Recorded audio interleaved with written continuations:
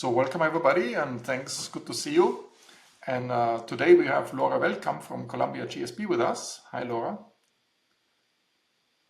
Laura will Hi, talk Markus. about the missing value of firms' data measurement in an area of artificial intelligence. So let me give a few opening remarks and then we pass on the mic to Laura. And the key questions Laura will address today is, how is data exchanged? How can we measure and value data?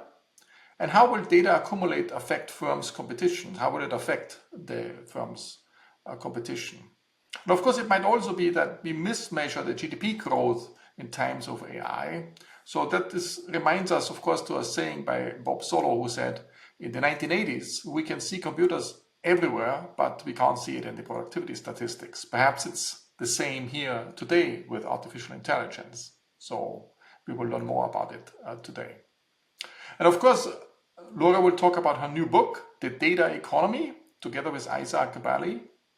And I guess she will also go beyond the book today a little bit. But if you want to read up on it, I think you have a book to read on. So let me just say a few words about the knowledge economy. Of course, we have data, we have structured and unstructured data, but data needs to be processed.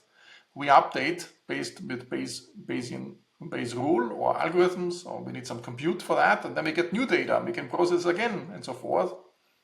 And the question is, what is the market for the data and what's the market for this processing of data, the compute of data?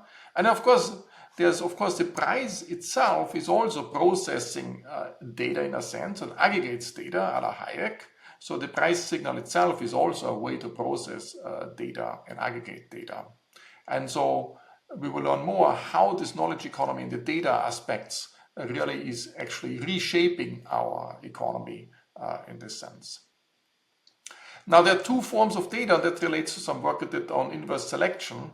There's some data, the customer knows his type, how risk averse he is, whether he's smoking or non-smoking, is he a high risk type, low risk type.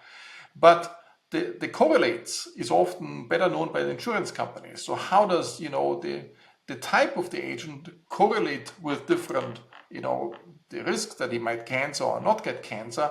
This correlates might actually be better known by the insurance company. So that actually will force us to rethink us about the insurance industry, for example. So traditionally we think about Rothschild-Stiglitz type models where there's an adverse selection.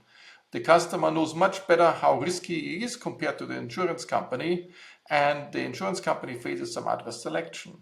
There's a second generation of insurance models which are more advantageous selections by Evan and Finkelstein and others, who have essentially said, okay, it's actually the low-risk types who actually are more keen to get an insurance contract. So it's actually the other way. There's a two-dimensional type space. One is how risky somebody is and how keen somebody is to get an insurance. So this might be correlated, and that leads to a different phenomenon than adverse selection, because the adverse selection outcome does not really fit with the data so much. Now, my work with Rohit Lamba and Carlos Servo is on inverse selection, where actually the insurance company knows more, because it knows more about this correlates, and with this correlates it can actually better infer how risky an agent is, and that actually overturns and reverses the adverse selection in the opposite direction rather than the consumer. Now the insurance company knows more, and it's an informed principle model. Formally, it's an informed principle model. That's just, how the data, so we have data on the one hand about the types, but we also have the correlates, which is a different form of data. The other thing is, there's data and you can keep them in silos. You can make them very interoperable. So what's the data ownership? And there might be new technologies evolving, how we can share data or also keep data private. And is it the case that if you want to have some privacy, necessarily leads to data silos, because everybody has its own little privacy silo and we can't share data? Or can we design platforms where we can share some data without revealing certain things? We might be able to reveal the correlates and happy to reveal the correlates, but we might not be willing to reveal the underlying type itself.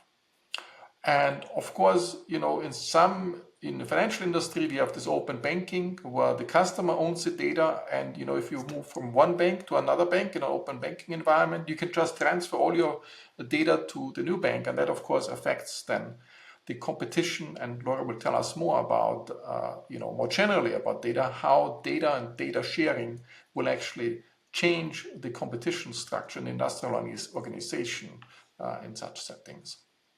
Now, finally, I want to say a few words. What's about mismeasurement of GDP growth? There's always this argument, with all this innovation, and there's a mismeasurement going on. And there's an earlier paper by some work plan conducted by the OECD and IMF. So that's already 8 years old now. And they argue, there's a lot of data barter. There's a free media funded by advertising. So you have a lot of things which are not priced because it's done by barter. They argue for 2011, 2013, if you were to include this, the change if this change, the growth rate would actually go up only by 0.07 percentage points. So it would be small. I think Laura will take issue with that and has probably more reasoned take on it. The other thing is data assets, and they would argue, and probably Laura argues differently, the value of this asset is not so large because these assets depreciate so very quickly, so the data are so quickly outdated. And you cannot really enforce the ownership rights. I'm not sure whether that's, you need some legal enforcement, or you can just keep them private in a sense, and this way you can actually protect the data ownership. We will hear about this. But more generally, they also argue, third argument is a mismeasurement in the price index, and they would argue that it explains only 0.1 percentage points. And so that's I think where the state of the art is, or before Laura comes along, and then we will learn today whether these effects are significantly larger. Of course, we always have, when there's a lot of new innovation going on, we always probably underestimate the GDP growth rate, and that's also Robert Gordon argued that.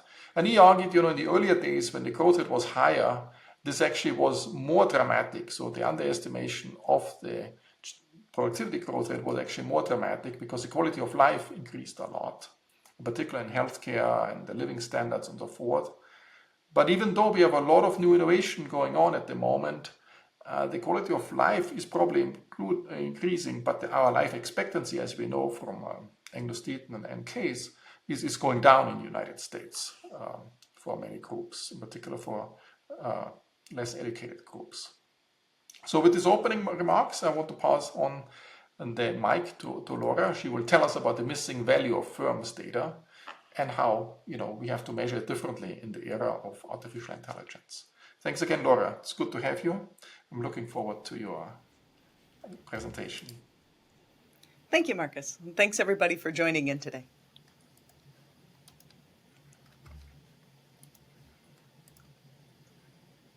Okay. So this is based on joint work that I've done with Simona Abis, Mariam Farboudi, Guillermo Ordóñez, Drew Singhal, and Venki Venkateswaran. And of course, it's drawing from my new book with Isaac Baley on the data economy, tools and applications.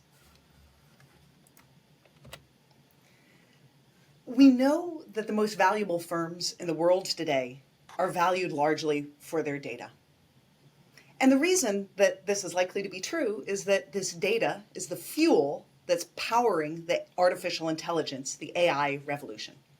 But what we don't know is, how valuable is it? So that's the key question of today's talk. We'll start by talking about how does economic measurement and why does it miss the value of data more so than other assets? And to do this, we'll think about data barter that Markus alluded to, but also data bundling. Then we'll talk about the timing of this mismeasurement and data depreciation, because how fast data depreciates is a key question and how valuable it is as an asset. Then I'll talk through 3 different tools one might use for measuring or valuing data. This is by no means an exhaustive list. And then we'll end coming back to the idea of increasing and decreasing returns that will pop up throughout the talk and ask, do data stocks seem to converge or diverge? And this is a pretty important question for competition between firms in the data economy. But really the theme that runs through the whole talk is that we have these industrial era economics tools, right? We combine capital and labor in a location maybe, and they produce widgets that only one person can use at a time. That's not what I do. That's not what Markus does. That's probably not what you do either, right? And so in modern economies, these tools need some updating to reflect the kinds of information and data transactions that we see happening on an increasingly large scale. So first, some vocabulary. What is data? Data is digitized information. But that's an incredibly broad class. It would include poetry saved on a thumb drive or NFTs or patents or so forth. What we're really interested in is this fuel for AI, right? And that's a particular kind of data. That's big data, right? The AI revolution is about being able to use really large data sets of different types.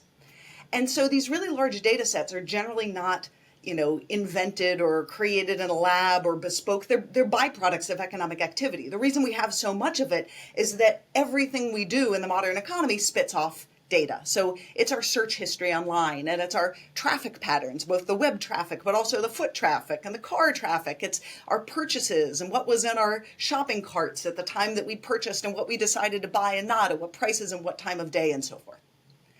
So artificial intelligence or machine learning take in these large data sets, but they themselves are prediction technologies, right? They might be used to predict what word or phrase or paragraph comes next in an essay. They might be used to predict an image. These predictions might be inputs into research, but at their essence, they're about prediction. And so data is the fuel for this prediction technology, right? AI and machine learning are like the machines, and data is like the fuel we feed into it. And when we feed these machines, when we feed these prediction technologies better fuel or better or more data, it reduces the standard errors, right? That's what we do every day when we estimate things. If we get a bigger data set, we know that, we should expect the estimates to be more precise. We should expect the standard errors to go down. So data is going to be a tool to increase prediction accuracy. Okay, so that's the essence of how I want you to think about data for the purpose of this talk.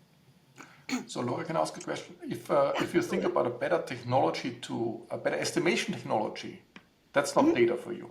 Or the correlate, that's right. Would it be data, the correlates between different types of data? Is this also the correlation coefficient, is it another form of data? Okay, so what you're talking about is a technology, right? Yeah. So ideas and technologies are like procedures or concepts, right? So you're talking about a better procedure to estimate something. And data could be an input into discovering that procedure. Mm-hmm. Data could be an input into using that procedure. So absolutely, they're intertwined, but they're not the same, right? I want to distinguish between the procedure or concept and the data, which for a given procedure or concept will help you arrive at a more accurate prediction.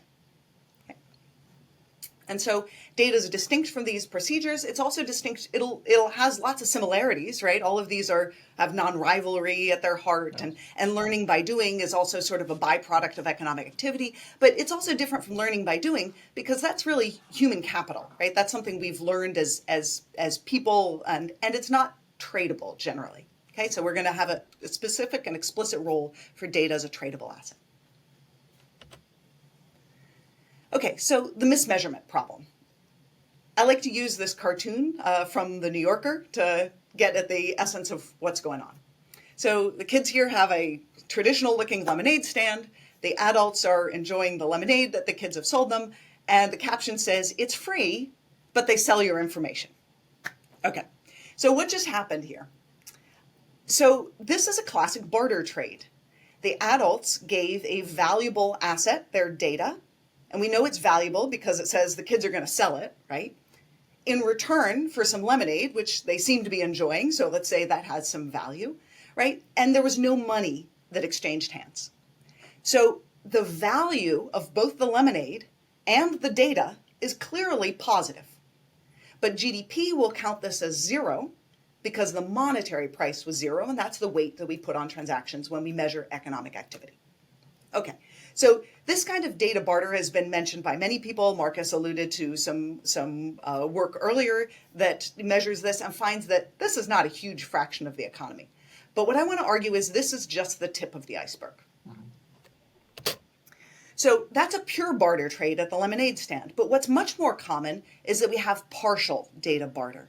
So what does partial data barter look like? Well, let's say we've got this person here, and they're, can you see my cursor? Okay, yeah. We've got this person here, and they're buying something at the store, right? And so this shopping bag is the goods that they're buying. The store will transfer these goods to the person, and the person will pay with money, but they will also transfer some data to the store, right? It's inevitable. The store will know that somebody came in at a particular kind of day. They'll know what's in that shopping bag, what are the various things they bought. If it's online, they might know what kind of browser you're using or what kind of machine you're operating, what time of day, and so forth. So all of these kinds of facts, how did you pay, maybe what zip code you're from, all of this data is flowing from the person to the firm as a byproduct of this economic activity. Okay, so the firm is getting compensated with money and with data.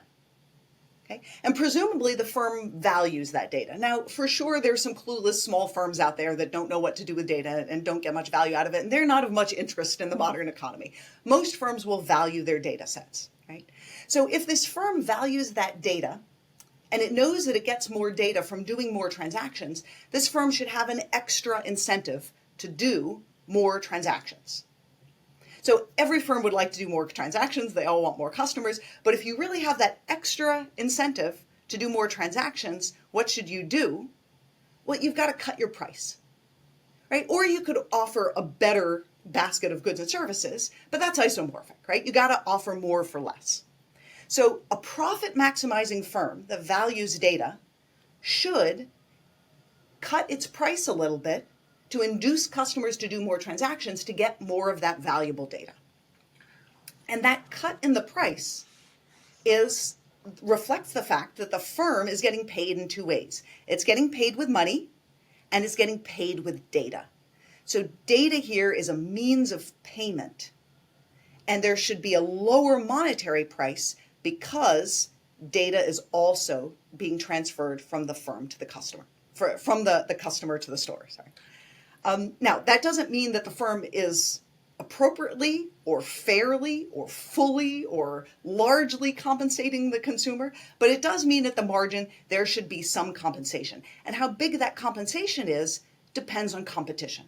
In a perfectly competitive economy, all of the gains of the data should flow back to the customer in the form of a lower payment, right? The decline in the price of a data economy relative to a no data economy should be exactly the value of the data, because if that's not true, some other firm in this perfectly competitive world should swoop in and charge a slightly lower price and steal the business away. Okay, So I'm not saying that's one what's way we happening. can There are think many of reasons to think we're not in that perfectly competitive economy. is if you go to the supermarket, you have your loyalty card, you get some certain discounts now. Exactly. Oh, All right, we talked great. about it. Okay. So, do customers get paid for data? Rarely Almost. explicitly. Sometimes we get discounts, right? Those discounts may show up on your web page. Maybe you get a coupon for 5 or 10% from Target or Amazon, but oftentimes we see it in the form of supermarket loyalty cards, as you pointed out. These are data collection machines, right? And so we're getting discounts to induce us to use the cards. And why did the supermarkets want us to use the cards? Because they can paint a picture of us as a consumer and link together various transactions at different points in time. Airline frequent flyer programs serve, somewhat of a similar purpose. Car insurance, where you have a driving app and it tracks how you drive, collects an enormous amount of data for you, but clearly gives you a discount. Now, customers should always be getting some sort of implicit discount for data, even if it isn't explicitly offered as a price cut, because if not, the firm is making an expensive mistake, right? The expensive mistake is they won't be collecting as much valuable data as they could be. And the firms that do not discount prices for data are ones that just don't have a strategic plan to accumulate this data at all, right? And those firms that are screwing up, they're not our cause for concern, right? Those aren't the ones we're worried about being big or being competitive or, doing something nefarious with the data. Now, the customer is probably not aware of data discounts, right? When I pay for something online, I don't think, well, that would have been more expensive if they didn't get my data. I just see the price and I do the transaction. And even the firm may not be thinking about this in terms of data discounts, right? That's a lens we're putting on this transaction to understand what's been going on. The firm might just experiment with various prices and find that this is the dynamic profit maximizing price. Once they account for the revenue gains from data, they will simply arrive at this price as being the one that yields the highest profit. So here's one example where it's quite explicit. If you go to Whole Foods and you allow them to scan a QR code associated with your Amazon Prime account, they'll often offer to give you 10% off sale items. So this is an explicit payment to allow them to associate your grocery cart order, your data, with some other data in your Amazon Prime account. Okay, so these kinds of explicit payments are rare, but they do exist. Okay, so the data barter and the partial data barter are one reason that we have trouble seeing the value of data, right? All we see is the money that changes hands, but we don't know what the value of that data is. And it implies that we're mismeasuring the value of the basket of goods, right? It's not just data that we're missing, we're mismeasuring all kinds of things that we buy. But the problem at some level is that this data is bundled. It's a bundled transaction. So bundling is doing two transactions in one in a way that you can't separate them and do them separately. So what are the two transactions here? Well, there's this product here that's going from the store to the customer, and there's data that's going from the customer to the store. And the payment, the money here, is the net price of those two transactions. Okay? Now, the firm may not be compensating consumers enough for their data, but whatever it is they're compensating them for, whatever that price cut is, that money can be thought of as the net price of the goods flowing one way and the data flowing another. Okay. Yeah, but Markus? the loyalty programs could also have a loyalty element as well, beyond the data. So that makes it even harder to disentangle what's the data component. Indeed. Another question is, given that, we pay part of the products we buy with data, do you think we should change our tax code because we pay too little sales tax? Because, I buy a banana, it costs me $1, but actually it's $1.20 because 20 cents is paid with data. And so the tax should be on $1.20 rather than on $1. Absolutely. I do. Yeah. I think, taxes and tariffs and, this is a form of costly investment. It's a form of payment. The problem, we couldn't implement that right now because we don't know what the valuation is, right? So for right now, that's completely impossible. But in a perfect world where we could measure everything, yeah, I mean, look, I'm not in favor of higher taxes, all else equal, but we should do things consistently. Okay. So if we're going to tax value, we should tax value regardless of whether it's transferred with money or with data. Okay. So I think this is useful to think of as a bundled transaction because now you can see why it's hard to see what the price is for each transaction separately, but also from a regulatory point of view. If we want to start thinking about competition policy, tools to deal with bundling are already on the books. They don't require an act of Congress. They don't require new privacy legislation. We would simply have to enforce existing laws that say you shouldn't be bundling transactions. So what would that world look like?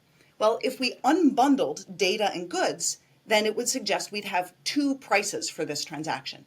We'd have the regular price, the one in the picture here off to the right that we've been talking about, but we'd also have a privacy protected price. And that would be one where the firm would be obligated to wipe any data about the transaction that links it to the customer off their books. Right? They probably have to keep on the books that this goods were sold. They have to know where their inventory is.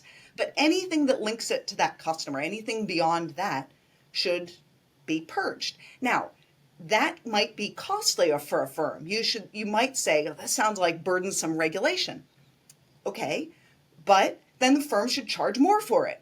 So back to the lemonade stand, if the kids say, oh my God, if we had to keep track of who's privacy protected and not, that would be insanely costly for us, then charge $1 million for the cup of lemonade. And nobody will buy the privacy protected cup of lemonade for $1 million, right? Or whatever it would take to make you indifferent.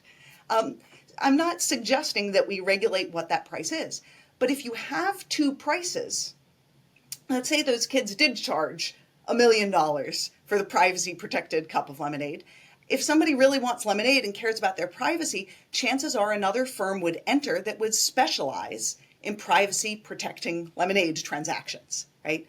And now you'd have competition on the lemonade margin, but also competition on the data margin, right? Whereas one firm wants $1 million to protect my privacy and give me lemonade, somebody else might do it for much less. Isn't there a complication that, whether the firm knows exactly my purchasing behavior is not really so relevant. It's really the correlation of my behavior with other customers' behavior and all of this. So there's an externality problem here, because I don't really care that the firm gets my data, but I know once they can connect it with all the other customers, then they can actually, exploit me somehow. That's true. I think this is not likely to get us to the first best, but it is likely to result in more compensation going to consumers. And one reason I think that we don't get compensated very well is that this data is kind of like a foreign currency, right? You've probably sometime in your life gone on maybe vacation or work to some foreign country where the exchange rate was something like, 14,263 to 1. Right? And you saw a posted price for lunch of 75,000, whatever it was, rupiah or something. And you said, is that a reasonable price? And the truth is, in the beginning, you have no idea, and you probably get taken advantage of. You end up paying too much for some stuff because you haven't internalized what's the value of this currency. The same thing is happening right now with data. Right? I study this stuff, and I couldn't tell you if I go buy a pair of shoes, how much should I think about the value of the data associated with that transaction being worth it? I don't know, because I don't see posted prices. So I agree with you that this doesn't solve all of the problems because there's still some externalities there, but I think it at least allows us to be informed consumers. Let me throw another complication at you. In a sense, when the firms collect this data, they might be better to price discriminate against me. But I have to be rather sophisticated to understand how the firms do better price discrimination against me by giving this data away. So we require quite some, high cognitive abilities for the consumers if they want to correctly take this into account. Would you agree with that? I do agree with that, but I think that competition is the solution. Because if there's a competitive firm out there and you try to price discriminate and extract more surplus from me, the competitors should swoop in and offer me a better deal and steal the business from you.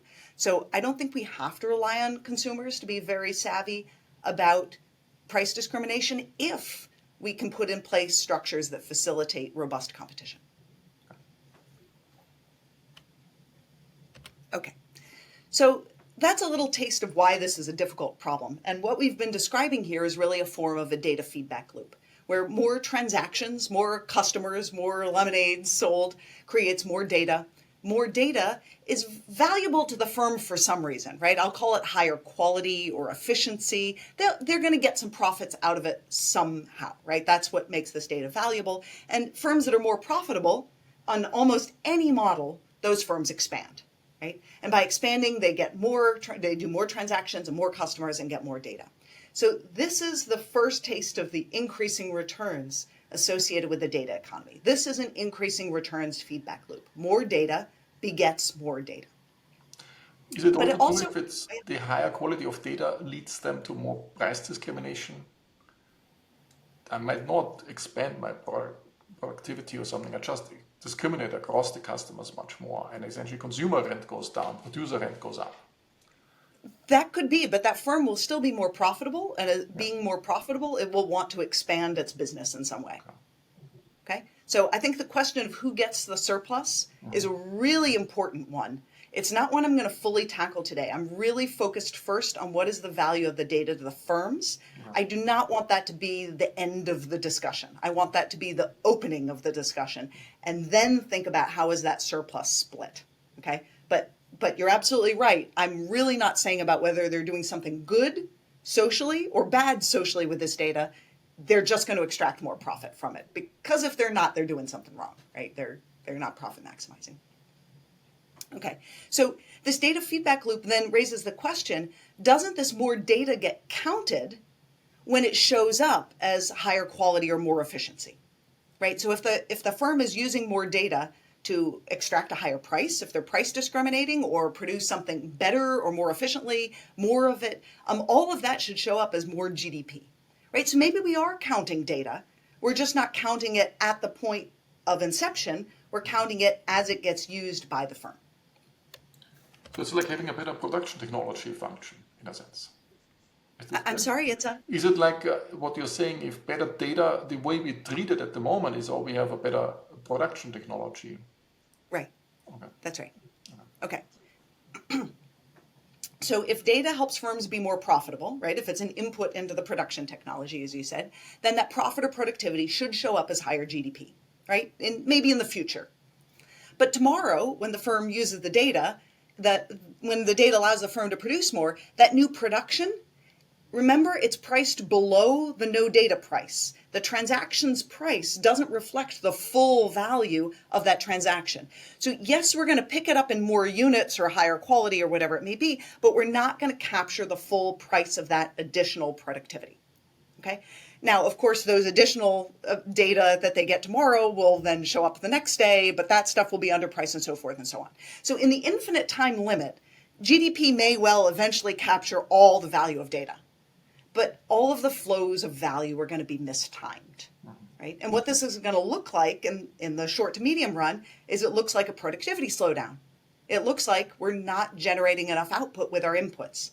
But what really may be going on is that we're not correctly capturing the value of the transaction with its monetary price. Okay, so last bit of input before I start talking about the meat of the matter, which is how do we actually do this measurement. And the last piece is awfully important. It's depreciation.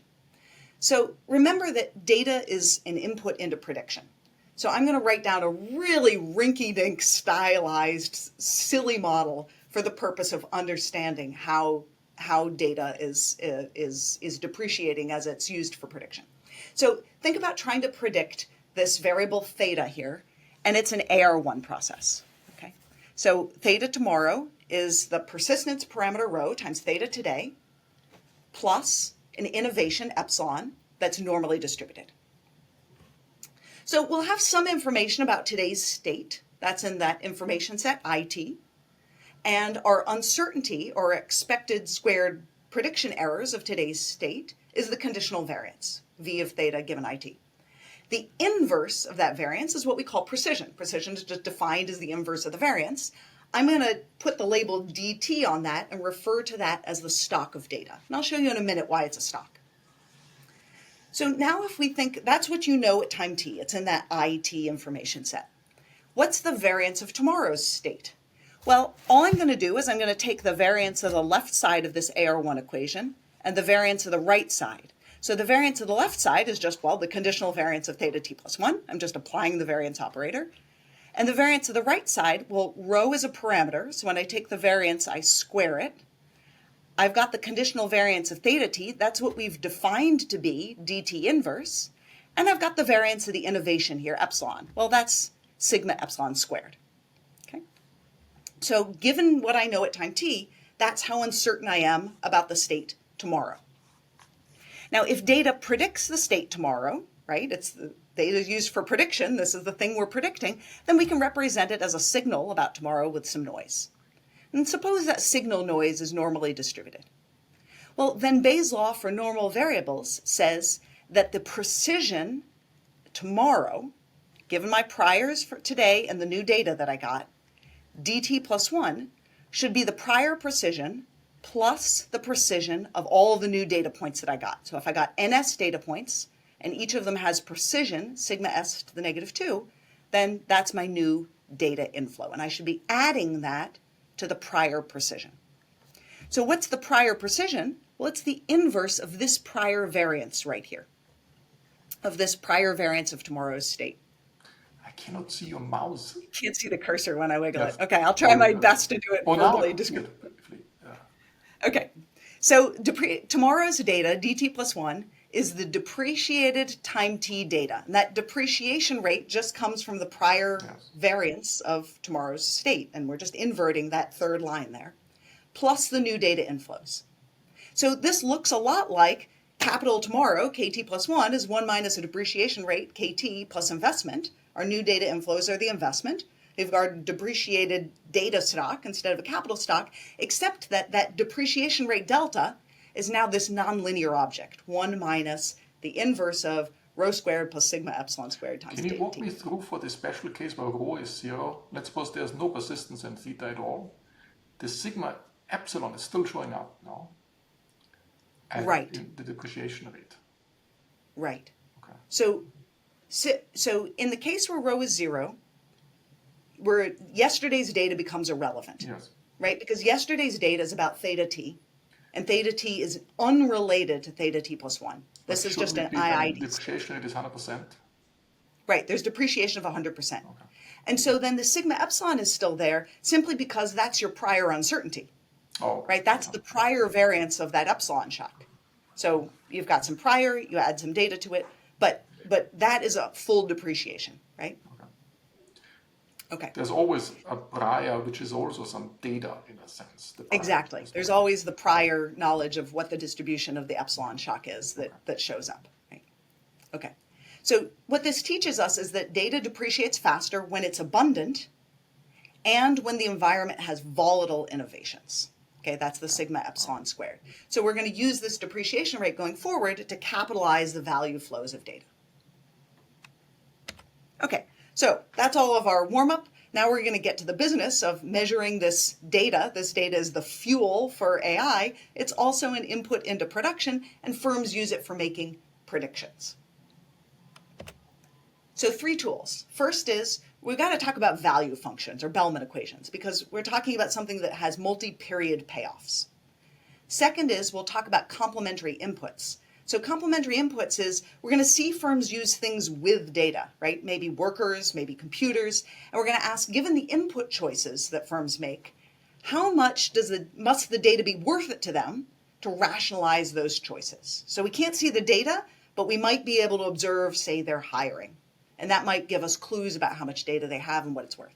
And third is the revenue. So it seems obvious that, the additional revenue the data generates is the value of the data, but it's really hard to isolate that additional revenue. So we'll talk about 2 ways to do it. One is using a model, and the other is using firm forecast errors.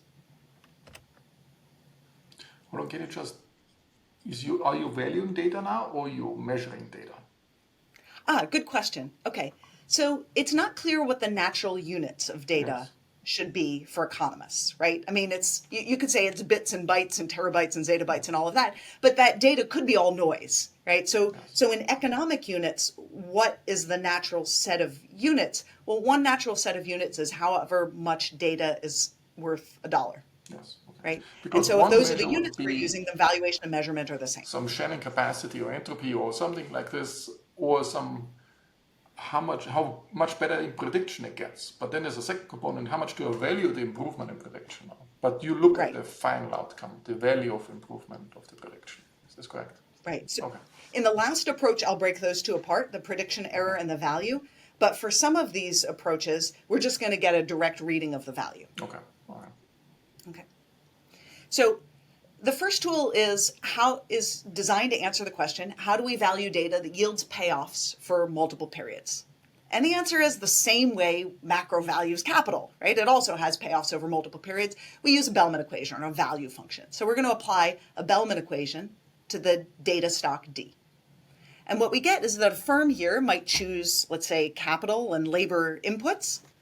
They'll have data that enhances that output somehow. That's the A of D function that increases their productivity or the quality of what they're producing, or they're able to sell the same stuff to people who are willing to pay more, or what have you. And we have a standard Cobb-Douglas production function, K to the alpha, L to the 1 minus alpha. We got to pay our labor, that's the WL. We got to pay for our capital, that's the RK. And then we have this time discount rate beta times tomorrow's value of data. But do you assume here implicitly increasing returns to scale? Because the alpha and the 1 minus alpha add up to 1 already? In D, let's suppose I have 3 input factors like D, K, and L. Right. We have constant returns of scale in K and L. If we thought of data as a factor, it would be increasing. We could put smaller coefficients on K and L and still see a form of increasing returns. So the increasing returns feedback loop I was describing to you before arises when we think about where do new data inflows come from. And I'll get to that in just a second. So along with the Bellman equation, why did you do a Cobb-Douglas for all 3 input factors? You wanted more general. Sure. I don't want to hang my hat on this particular specification. It's just an example, right? Here's a Bellman equation approach. Okay, so the state law of motion here is the depreciation equation that we were talking about before, right? Because it links tomorrow's data to today's data at that depreciation rate delta that may be a nonlinear rate, plus our new data inflows, right? That was those new data points and their precisions. Now, what are these new data inflows? Well, we could have a number of theories of what those are. So the first one, and this is that increasing returns feedback loop. This is the data flywheel. is that new data inflows may be a byproduct of transactions. So maybe as k to the alpha, L to the 1 minus alpha, or whatever exponents we want to put on them, gets larger, that generates a larger data inflow, right? And that's the feedback, that's the increasing returns feedback I was alluding to before. It could be that new data is purchased or sold, right? And that could feature in these new data inflows. It could be that a firm harvests data from the internet, right? Like grass in the field, but it needs workers to process that, right? That's going to be raw data, and they need it to be structured in a database and nicely maintained and so forth for their purposes. So maybe new data inflows are produced with labor, or maybe we don't know where they come from, but we just will measure them directly with forecast errors, right? And then we don't have a theory of why and how, we just directly measure the data. You implicitly assume in your framework that people can perfectly extract all the information from the data, in a sense that the base rule you apply, or the projection theorem for normals, Right. They do it perfectly. They don't make any errors. No. Right. But you could imagine more generally. You could say, okay, they cannot do it optimally. They're not so good yet, and they have an improvement there might be some process innovation. Absolutely. As well. Yes. That's right. So that's exactly what we're going to do next. Is we're going to unpack the process of generating sort of an action recommendation from some raw data. And you're right, there are a lot of resources in there, and so far I've been abstracting from it because the questions at hand so far didn't hinge directly on that. Okay, so let's say we've got knowledge. And what do I mean by knowledge? I really mean like an action recommendation. You should buy this asset. You should produce this kind of, consumer product, or you should advertise to this group of people. So that kind of action recommendation is produced using structured data. So and just to make analysts. sure, now we switch totally to a different, because now K is knowledge, not capital. Is this correct? Oh, I'm sorry. Yes, K is knowledge and not capital. Okay. I shouldn't have used K. Okay. No, just to make sure. Thank you. Right. Sorry, these are different projects that are getting mashed together. So knowledge is produced using structured data, okay, not raw data. It's got to be nicely put together and ready to use, and analyst labor. And what I mean by an analyst is really somebody who has domain knowledge. Okay, so if we're talking about marketing, they might have high tech, big data skills, but they need to have marketing skills. If we're talking about finance, they have finance skills. So new structured data is added to the existing stock of structured data, but there we need a different kind of labor. People who do this typically have different skills, right? They may be well versed in database software and, maybe some server maintenance and so forth. And so these structured databases are created with this data management labor, and they depreciate, right? As we talked about before, at that rate delta. Okay, so what we get to see is not the data. We have no idea how much the data firms have or how much it's worth, but we get to see hiring and wages of these two types of workers. So we see the L, we see the lambda, and we see the wages associated with each of those, right? And from seeing that, we can ask the question, what amount of data D would make hiring L workers and lambda workers at these prevailing wages optimal for the firm? Okay, so basically we can use firm first order conditions to back out what D rationalizes these choices. Can you just to make sure I fully understand, the lambda is a fraction of workers who are data scientists? No, it's just a number of workers that are employed by firm I at time T that are data scientists. Okay, so lambda is the number of data scientists, L is the number of analysts, Okay. And we can take the structure and back out what should D be given, or what's the D that best fits the observations that we have. Okay? And we can do this actually firm by firm. So what we're describing here is, as Markus pointed out before, we were going directly from data to knowledge and kind of equating them, and now we're breaking it down into this value chain, right? And there might be many, many more layers to this value chain, but we can start thinking about what the data value chain looks like, thinking about something like raw data, something like structured data, something like knowledge, and using specific types of labor to get from one layer to another. Okay, so this is thinking about labor as a complementary input. Another very natural complementary input is IT capital. So years ago, Brezhnev and Brynjolfsson basically used IT capital as a proxy for data. But what one could do, if you've got a good data set on IT capital, is take a structural approach and back out how much data must a firm have for that amount of computer expenditures to make sense. So compute would be a similar thing instead of Exactly, data right? scientist. So in my work with Simona Abies, we used labor partly because hiring has to be public, right? It's hard to get a new worker without posting a job. And so it's a little bit easier to see. And we also can see the skills associated with workers. So we use this to back out the value of data to a bunch of firms in the financial sector. So this is not economy-wide. This is between 2015 and 2018. And what we see is that the value of that data grows by about 30%. Now, you may think that that's not that big. Many people are surprised at how little that actually This is is because... the raw data, no? The value of the raw Sorry? data. This is the value of the raw data. This is the value of the structured data. Okay. Okay. So there are, the reason this might be surprising is that data storage and cloud computing are growing exponentially, right? Much faster than this. But what I want you to keep in mind is this is the value of the data, and this is conflating two things, that the quantity of data may be growing exponentially, but data has decreasing returns. And the reason that it has to have decreasing returns is because it's for forecasting. And the very best you can do is to drive your forecast errors to zero. You can't go lower than that, right? So we all have had small data sets, and if I just had a few more observations, I could do so much better, right? That additional data was worth a lot.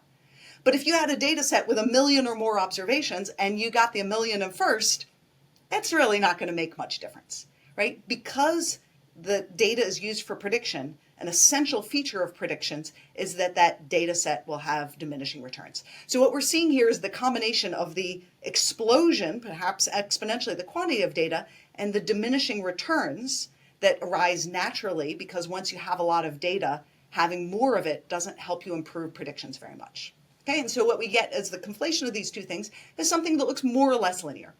And data value here is growing for three. So you have on the one hand, I can measure the number of data in terms of bits or bytes. I can also measure in terms of prediction ability, the posterior variance or precision. That's a concave relationship. And then, as we talked earlier, you have the value of this prediction, Right. which is a function on top of this prediction, essentially. But what you plot here, the value of data, that's what you plot now, essentially. That's right. So it's an exponential input in terms of bits and bytes, but with a concave value function over it. Convex and concave gives us neither, You right? would say it's linear? Linear-ish, not exactly, but something. It doesn't look starkly convex and it doesn't look distinctly concave. I'll put it that way. And the value here is growing for three reasons. And with our structural model, we can break it out how much, and we get about equal amounts for all three. The first is firms are indeed accumulating more data. We see that with more data analysis workers. More analysts, the people who work with the structured data, make each data point more valuable, right? Just like if you have more workers, your marginal productivity of capital goes up, the marginal productivity of data is going up here as well. And third, we can break out firms that are using AI. And how do we know they're using AI? Because they post jobs requiring AI-related skills, right? They say, you need to know how to use TensorFlow, right? If they're asking for somebody who needs to know how to use a Python plugin that is specifically for, doing machine learning and AI, we're gonna infer that firm is using AI. And those firms specifically seem to be becoming more productive. Okay. There's a question by Ibrahim. He said, when you measure data, you can measure them just in bytes, but once you structure the data, it might have the same bytes, but be much more valuable after structuring it. So there's another layer, essentially. That's right. So, while it seems like they're natural units for data and computer science, in economics, this is much less clear. Yeah. Okay, so the last tool. Obviously, the value of data is the present discounted value of all the revenue that data generates, right? That's not rocket science. But what's difficult is how do we isolate the data revenue from other sources of revenue? That's not so simple. So I'm going to look at two approaches. The first is we might have a very clear idea of how data generates revenue. And that's basically a model. Okay, so I'll give you an example of that. And second is we might use an econometric strategy to try to identify specifically profits associated with changes in data.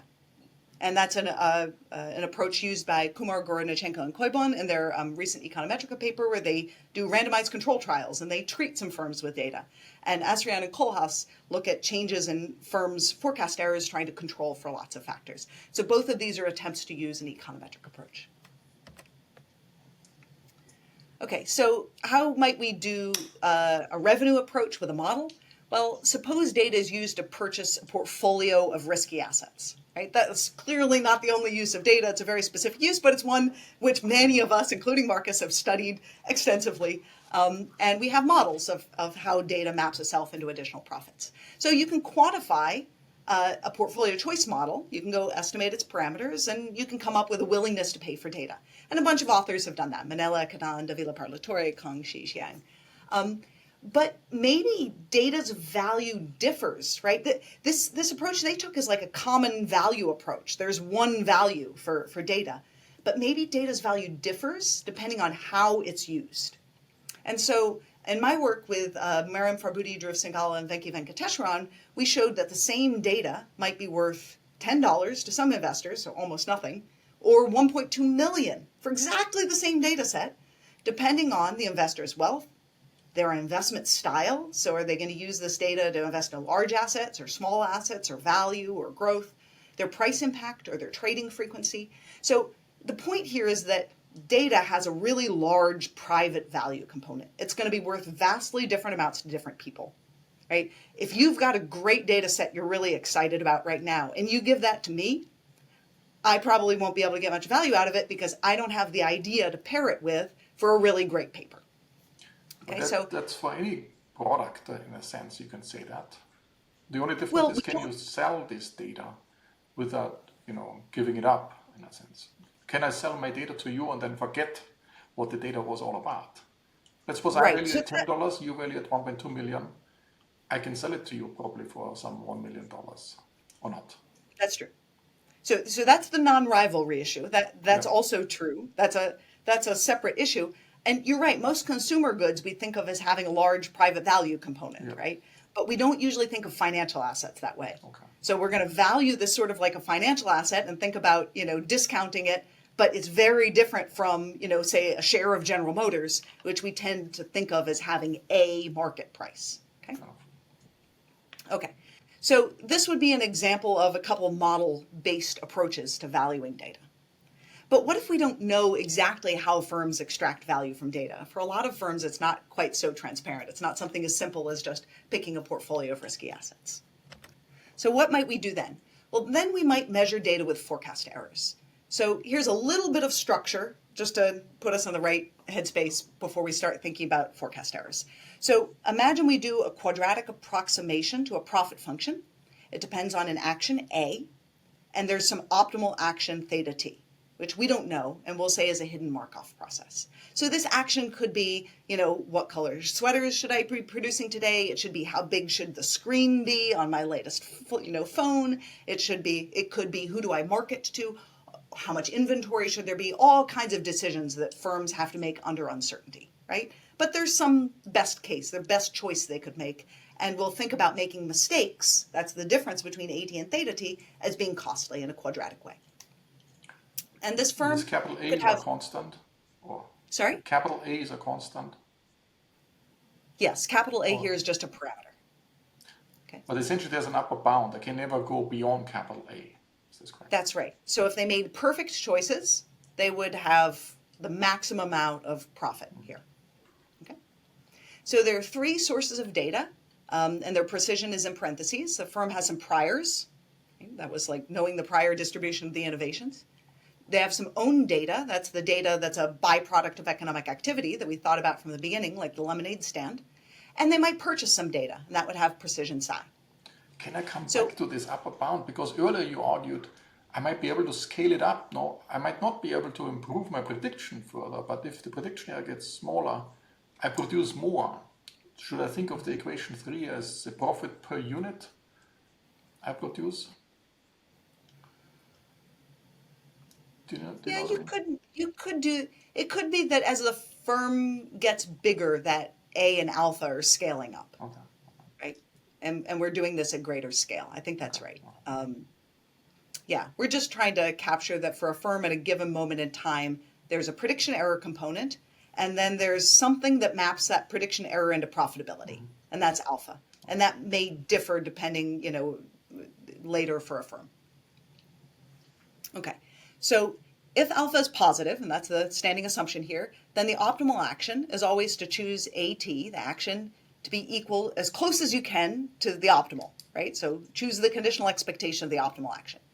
And if you do that, then AT minus theta is a prediction error. It's the difference between your expectation and the realization. And the expected squared error, right, that's what's up there in equation 3, is the conditional variance. That's the definition of a conditional variance. It's the expected squared difference between the prediction, the conditional expectation, and the realization. And Bayes' law for normal variables would say that that conditional variance is 1 over the sum of the precisions, the prior precision, the own data precision, and the purchased data precision. Okay? So I want to go through this to help us think about forecast errors. We'll look at expected squared forecast errors or average squared forecast errors. That's a proxy for what's in equation 4. It tells us something about the sum of prior own data and purchased data. Okay? But what we'd like to be able to do is decompose these things. In particular, purchased data probably already shows up in GDP because there was a transaction and a price associated with it. It's the own data. It's that stuff like the lemonade stand transaction or the partial data barter that we saw at the beginning. That's the piece that we'd really like to be able to tease out. So how might you do that? Well, Asran and Kohlhaas show that firm revenue forecast errors predict firm profits. Also firm productivity and their investments and their growth and all kinds of good stuff. That firms that make better forecasts do better. And so we can use that to back out an estimate for alpha, that parameter that maps forecast errors and profitability. Prior revenue variance, we might estimate some, AR1 with a trend representation of profits and maybe take out inflation and so forth. But the innovations are our prior variance, right? And that tells us something about fee. What's our prior knowledge? Data platforms sell data to firms, and sometimes they'll report the firm's gain from that data. Firms that purchased our data earned on average $1.6 million in additional revenue or something like that, right? And so we can use these kinds of disclosures of people selling data to back out a psi. What was the value? What was the quantity? Well, really, what was the value? And then through the lens of the model, back out what was the quantity of that data and get at an estimate for the own data, the tau. And so Guillermo Ordonez and I did a little exercise like this. It's still quite preliminary, but we found that the value of firms' own data was about $21 million of revenue per year for the average firm in the IBIS database. So these are pretty large public firms. And if you discount that at rate delta, which by the way, consistent with Markus said in the beginning, it's a pretty large discount rate. We're coming up with something almost at a half. And you compute the capitalized value, we'll get something like $43 million. And for the firms in this data set, that's about 14% of their average annual revenue, right? So this is the look at the market cap of these firms. What's the market cap? Just to put 42 million relative to the market cap of these firms. I don't know. I should have that on hand. Yeah. Because one is an asset value, and the other thing is a flow revenue, in a sense. That's right. Yeah. Okay. Yeah. Indeed. So we're trying to go between flows and assets here. Yeah, but we haven't done all of that matching yet to figure this out. And also these numbers are going to change. This is preliminary work. Yeah. But what we do find is that small firms make enormous mistakes, okay, perhaps unsurprisingly. But for other firms, so this is the employment quintile or the size quintile. So on the left we have small firms. On the right we have the larger, medium-sized and larger firms. And on the vertical axis there are forecast errors. So this is 2005 is in purple. We see a clear relationship between size and forecast errors. Larger firms are making much smaller forecast errors relative to the average firm. When we get to 2021, though, that relationship's not so clear. It's still the case that small firms are making enormous errors. 2021 was a particularly uncertain time, so they're making really large errors. But the rest of the firms don't look so different anymore. So this little bit of evidence suggests that maybe, remember, there's this increasing returns force where big firms get bigger and more data and grow and grow and grow. And there's the natural decreasing returns to data where if you got 1 million data points, the million first isn't worth much. These two are fighting each other here, right? That's the essence of, are we going to see big superstar data firms? or is data a force for leveling? Are we likely to see convergence? And so this early evidence says maybe there's some convergence here, but lots more work remains to be done. 2021 is a particular year. It's this COVID year. You might argue the depreciation of old data is almost 100% because we live in a different economy, in a lockdown economy. So you have to adjust I forgot what the tau and the psi was, but probably the prior is very different for the 21. Yeah. So we'll look at this for a larger set of years. This was kind of the beginning and the end of our data set to show the maximum. But it's not surprising that small firms make bigger mistakes because there's huge increasing returns to scale with data. If I'm a small firm, I have to pay the same amount of data, it costs me the same. If you buy some data for a large firm, I can just leverage it up much more. Absolutely. Or do I miss something? No, I think that's exactly right. Okay. But what we thought was interesting was the leveling in the quintiles 2 through 5. Yes. Okay. What's about the below 0, below and above 0? Is this, do you attach it? This is just normalized by the average. Okay. So this is all relative to average. Okay. So let's wrap it up. Data is one of the most important, highly valued assets in the modern economy. I'll stand by that. But it's also one of the hardest to observe, to measure, to put a price on. But we can't ignore it. We can't just stick our heads in the sand as economists and pretend that the world isn't changing because we can't figure out how to put a ruler to it. We're going to need different approaches for different situations. There's no one approach that's best. It depends on the data at hand and what kind of industry and what uses and so forth. Theory and measurement have to work together here. We can't go measure this stuff directly without a good sense of what is it doing and how does it translate into value and what's the underlying economic model. So next steps would be there's lots more to learn about firm heterogeneity in this space. That's going to give us insights about consequences for firm competition and market power. This is a central question. Undoubtedly, data and AI are creating lots of gains, and the question will be how is it split? And how it's split will have a lot to do with the competitive environment. And lastly, I've been talking about the value of data to firms as a private value that is distinctly different from its social value. The social value is enormously important. We haven't gotten a grip on one yet, so we're starting with the simpler question, but this would lead us to ask questions like, do privacy laws help, or maybe they hurt the consumer? Markus talked about this at the beginning, maybe siloing data, right? The privacy laws typically prevent firms from selling data or giving it to others. Maybe keeping data within one firm cements the monopoly power of that firm. Maybe what I'd really like to see is that lots of firms have my data so that they can all compete effectively for my business and we avoid price discrimination. In any case, these are all open questions. There's a huge amount of work to be done in this field. I hope I gave you some ideas for directions and tools you might use. And for more ideas, inspirations, and tools, please check out my new book from Princeton University Press with Isaac Baley. Thanks so much. Thanks a lot, Laura. Let me ask you a final question, which is related to what you just mentioned. So you can imagine a data regulation where, in the future, we will have much more data tradable on platforms and people have access to it. They have get only certain correlates to that or something like that. And there's zero knowledge proofs and things like that, where you can share some form of data without giving the other forms of data away. Or we can imagine an economy where every firm is protecting its own private data and essentially there's a lot of silos around there. Where do you think are we going? Are we going to the first approach where there's data platforms and there's a lot of buying and selling and a lot of this data then can be valued from the price you buy it and sell it from? Or do you think there's a lot of in-house data which will not be shared and everybody tries to squeeze out some monopoly rent out of this? How do you envision the future? Do you see the first world or the second world more likely? And if you want to tilt it to the first world, let's say, how would you change the regulation? Mm-hmm. Sorry, this might be too big a question at the end, but... Yeah, no, I mean, look, I don't have a crystal ball, so I don't know. But I do see Europe heading more in the direction of the second, which is don't let firms share data. And I see the US heading more towards the direction, the first direction, which is allow for free and open trade of data.